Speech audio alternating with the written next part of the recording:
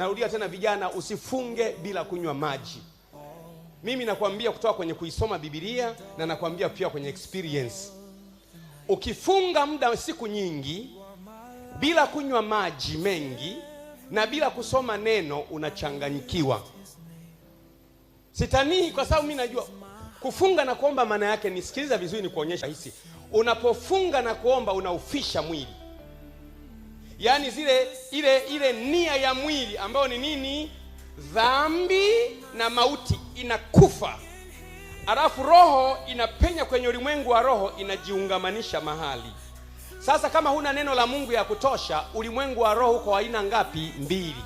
Ulimwengu wa roho wa shetani na ulimwengu wa roho wa nani? Wa mwili, wa Mungu. Sasa kwa sababu mwili umeufisha na dhambi umeifisha, ile roho yako, sisemi Roho Mtakatifu, roho yako inainuka kwenda kwenye ulimwengu wa roho. Na kwa sababu neno ni Mungu na Mungu ni neno, ukiwa una neno ndani yako, roho yako inakwenda automatically kujiconnect na nani? Na Mungu.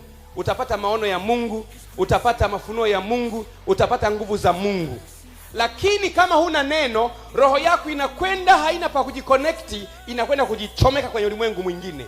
Unatoka kuwa unasikia sauti kabisa. Usimsemeshe mtu huyu, usiongee naye. Na yule mtu wa namna hiyo huwezi kumsaidia, kwa sababu kwanza alikuwa kwenye maombi ya kufunga na kuomba. Baba, mimi nilikuwa nimefunga kabisa, nilikuwa namtafuta Mungu, mimi ninasikia sauti. Usimsemeshe huyu, usiongee nao, wewe nyamaza. Choma nguo zako zote, kwa sababu mtu hahitaji kuvu. Tuna watu wamechoma nguo, tuna watu wamekuwa vichaa, wapo mpaka leo.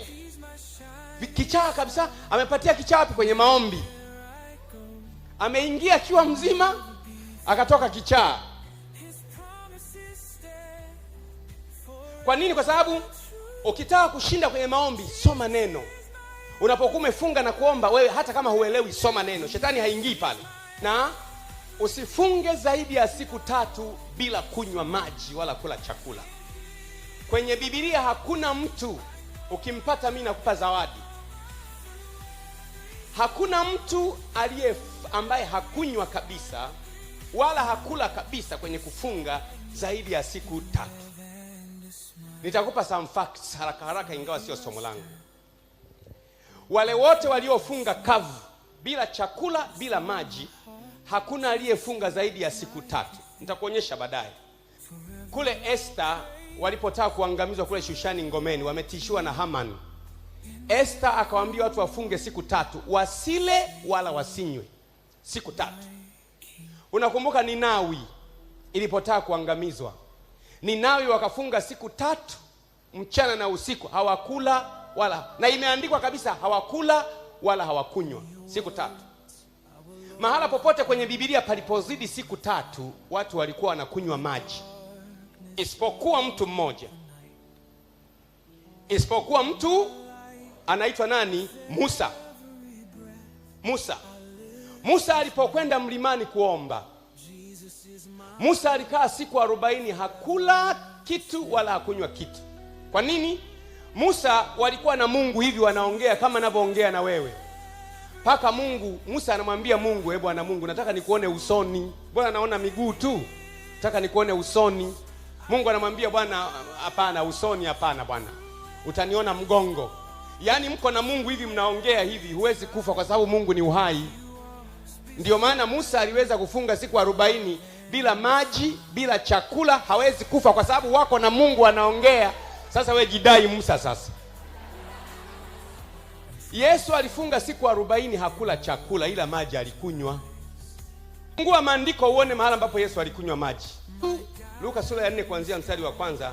Na Yesu hali amejaa Roho Mtakatifu, alirudi kutoka Yordan, akaongozwa na Roho muda wa siku 40 nyikani, akijaribiwa na Ibilisi, na siku hizo alikuwa hali kitu. Alikuwa inasema alikuwa hanywi. Na kuuliza, inasema alikuwa hanywi? Inasema alikuwa hali kitu. Alikuwa hali kitu. Hata zilipotimia akaona kiu. Imeandikwa kiu pale. Akaona nini? Njaa. Alikuwa hali kitu, lakini implication anakunywa kitu. Akaona njaa, sio kiu.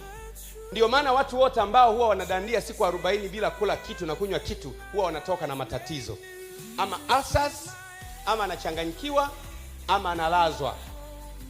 Elia Mtishibi alipokuwa anamkimbia Ahabu akafunga siku 40. Alipokuwa amelala usiku akatokewa na malaika wa Bwana. Malaika wa Bwana akamletea gudulia la maji na mkate uliookwa. Akamwambia, amka ule unywe. Biblia inasema akaenda kwa nguvu ya chakula hicho siku 40 mpaka Horebu, mlima wa Mungu. Huyu alifunga siku 40 baada ya kuwa amepewa chakula cha kutoka mbinguni. Yaani malaika wakaja na gudulia la maji la mbinguni, yani akapewa na mkate, akala, akaambiwa chakula hiki kina uwezo wa kupeleka siku 40. Sasa wewe jidai sasa kusema kwamba si hata neno la Mungu ni chakula kishukacho kutoka mbinguni na mimi naweza kufunga siku 40. Jidai. Hiki chakula haikuwa neno la Mungu. Ilikuwa ni physical food from heaven, chakula cha kimwili kabisa kutoka mbinguni. Akala, akaenda. Danieli akafunga siku 20, hakula chakula favorite food. Favorite food ni kwamba inaitwa partial fasting. Mtu anaamua kufunga hali mchana, usiku anakula, au anakula jioni tu, au anafunga chai tu. Hiyo inaitwa partial fasting. Unafunga lakini nusu nusu. Unaweza kuamua kula asubuhi tu, lakini usile muda mwingine, ile umefunga mbele za Mungu, umefunga. Kwa hiyo hakuna mtu mwingine kwenye Biblia aliyefunga zaidi ya siku 3 na hakula kabisa na hakunywa kabisa. Kwa hiyo kama unataka kufunga kavu, mwisho wake kibibilia ni 3. Ukiongeza 4 at owner's risk. Sio neno la Mungu.